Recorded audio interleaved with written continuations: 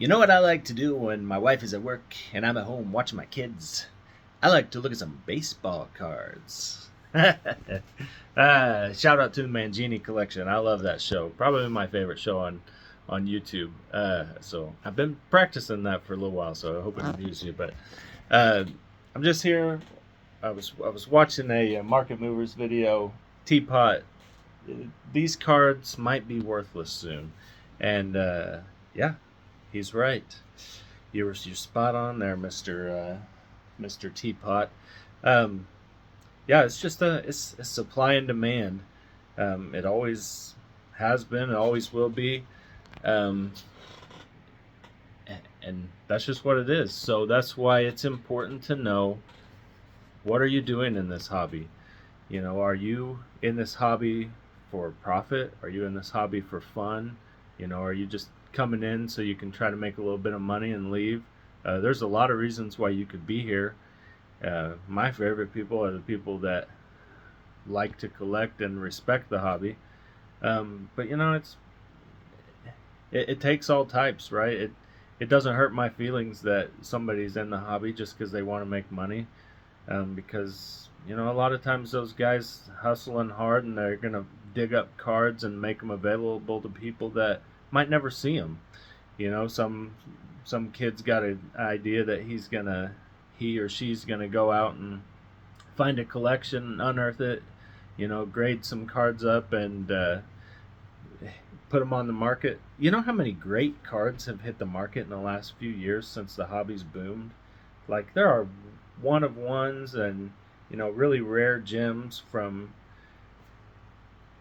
way way in the past, like vintage from the early 1900s, or maybe it's rare cards from the 90s that are popping up all the time. And it's a lot of it is driven because people say, hey, I want to make some money in the hobby, so they're asking their friends, they're asking their parents and their in-laws, and they're finding these cards and they're making them available to people who are ultimately going to collect them. So you know there's a lot of different hobby roles, but you have to know what you're going to do. um, and the prices on these cards are always going to be driven by supply and demand, and I think there's always going to be a demand for it. It's funny, it's a very cyclical thing, I guess. There are always people that downplay the hobby and say, oh, these cards are going to be worthless, why are you even holding on to them? Well, a lot of them are going to be worthless, I mean, honestly, but they're not all going to be worthless. And to people that collect, like the Mangini collection, that are just true collectors, doesn't matter. If you're giving up your time and money for a card and you have that excess, whatever. You know what I mean? There's several cards up here. I could have had that Curry right there. uh it's not an expensive card. It's a kind of a rarer card. I just like the color of it, I love the look of it. And it was like, well, would I rather drive through McDonald's and get a $15 meal, or would I rather pick that up at the time? And I wanted that card, so I got that card instead of 3,000 calories at McDonald's. But anyway, you know, it's always it's always going to be a supply and demand, and the supply isn't just the cards. It's not about how many cards are printed. The supply is also the players, because year after year you get new players. Like, I was looking at I bought a collection not too long ago from a guy that used to run a card shop, and I was looking at some of his cards, like this $50 Quantum Edge John Elway. That is probably a maybe $4 or $5 card now. You know, this $20, what is this, Pacific Crown John Elway. He's probably getting that way back in the day. Probably a 50-cent card now, dollar card, or something like that. And it's not that John Elway sucks. The prices of his cards didn't lose value because he was a terrible quarterback. It's just because after he retired in '97 or whenever it was, um, then you had Tom Brady, then you had Philip Rivers, then you had Drew Brees, then you had Aaron Rodgers. You had a supply of quarterbacks behind him that made him not, you know, it. I made him overall less relevant, I guess, because he had to share that attention with all these other quarterbacks. So, you know, when you're getting into the hobby, you have to know who you are. Like, do I want to collect cards because I really like them? Or am I just trying to make a quick buck? Or do I want to find these GOAT cards that are going to hold value for a long time? But if you're doing all that, you have to understand everything that you're looking for, right? Because there's a lot of aspects that go into finding those cards, right? If it's a culmination of many things. If you're trying to find cards that are going to last, it's who's the player. The player has to be on the mountaintop, right? And then what is the significance of the card? Is it a rookie card?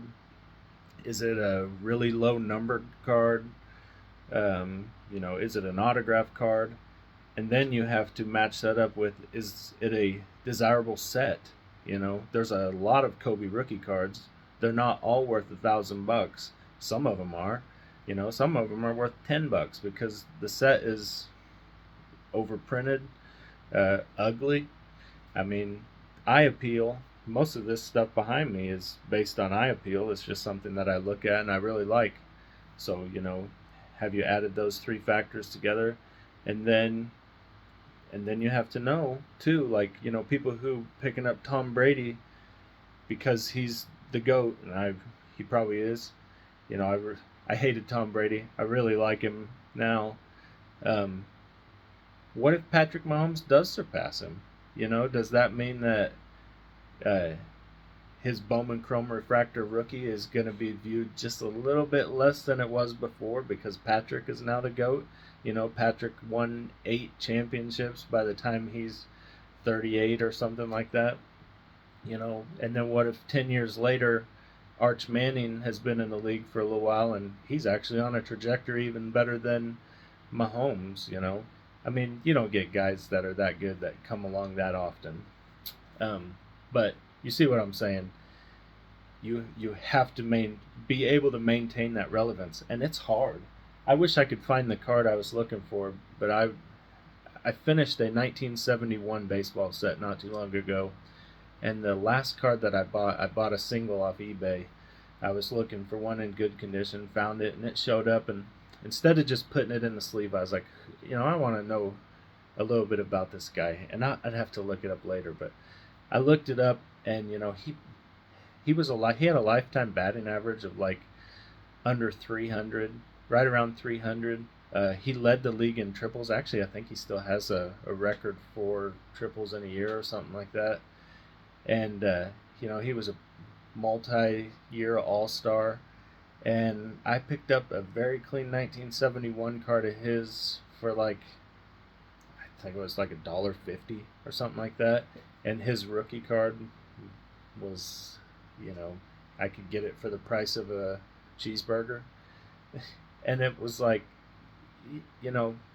if he was out today, he would have been equivalent to somebody that I'm paying, maybe $100 for a really nice rookie of his. And he's just lost the relevance because the supply of new players has surpassed him. So, like I said, there's a lot of ways to collect and enjoy the hobby, but you just have to make sure that you know exactly why you're in the hobby. With that being said, I wanted to show my board a little bit. I'm doing this full time now. I'm one of those guys trying to make some money off the hobby, but I love to collect. It really is hard because I had to give up a lot in order to do this. In order to kind of finance this, I sold a couple of Jordan autos. I sold all my Kobe stuff, some really rare stuff, and it hurt. Is like removing a bandage quickly. But I knew that if I wanted to be able to pursue this, spend a little more time around my family, even though I'm in here working a lot, that's what I had to do. So I did it, but I'm still able to keep some. This is just some of the stuff that maybe is more rare but cheap and fun. It looks good, or just players that I really admired growing up. But I just wanted to show this a little bit. So, like J.D. Drew, it's a platinum medallion. It's not really expensive, but I liked him. Or Pokey Reese. You know, you've got some iconic cards in here. I just like low numbered stuff that's hard to find. I think these are both numbered to 25. My mom is a big Seahawks fan, so I really enjoy both of those right there. I think that McNair's to 25, the Eli's to 50. Most of this stuff came out of collections that I purchased, and I might have just saved a card or so. This is one of my favorite cards in here just because I really like Verlander, and I got that in an auction. I don't know if people just didn't realize it was the first edition or what, but got it real cheap. Just kind of, like I said, a lot of fun cards. These are actually my 4 favorite that I have. They came from 2002 Hoops, and they're just impossible to find. It took me a long time to find all 4 of them. I got lucky on a couple of them, and they just don't ever pop up. And on TCDB, if you look up the pack odds on them, they're wrong. So I tried to get them to change it. I found a single package. Well, I took a screenshot of some packages that were for sale on eBay that showed the actual odds, and then I tried to get them to change it, but apparently it didn't mean much to them. This is a fun one right here. I was at a card shop. That's the Warp Tech. You know, it's like the player odds are like 1 in 9,000 packs or something like that, and I got that for just a couple dollars. Some cool berries in there from a collection I picked up not too long ago. And then Tiger's the only guy that I'm really... That's kind of a cool one. That first year select, Wade out of 10. Tiger's the only guy I've really been buying a lot of, just because he's probably the guy I watched most growing up. He's my sports goat. Nothing like watching Tiger Woods win so much whenever I was younger.